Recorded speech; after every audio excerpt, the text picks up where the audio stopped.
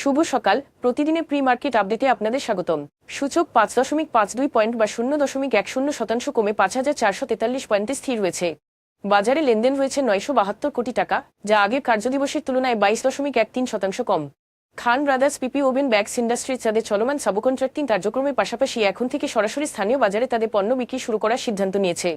Dutch Bangla bank PLC DBBL মতিঝিলে 21 তলা একটি বাণিজ্যিক ভবন 1016 কোটি টাকায় কিনতে যাচ্ছে, যা তাদের নতুন স্থায়ী প্রধান কার্যালয় হিসেবে ব্যবহৃত হবে। এটি সাম্প্রতিক বছরগুলোতে কোনো বেসরকারি বাণিজ্যিক ব্যাংকের অন্যতম বড় রিয়েল এস্টেট ক্রয়। শরিয়ার ভিত্তিক ব্যাংকটির নিট মুনাফা গত বছরের তুলনায় 83% কমে 108.78 কোটি টাকায় নেমে এসেছে, যেখানে 2023 সালে তা ছিল 635.33 কোটি টাকা। গত বছর 30টি ব্যাংক সম্মিলিতভাবে শেয়ার বাজারে তাদের বিনিয়োগ থেকে 3,600 কোটি টাকা ক্ষতির সম্মুখীন হয়েছে। এর পেছনে মূলত অদক্ষ সিদ্ধান্ত, অর্থের ভুল বণ্টন এবং বাজারের স্থবিরতা দায়ী। এখন এ পর্যন্তই, ধন্যবাদ।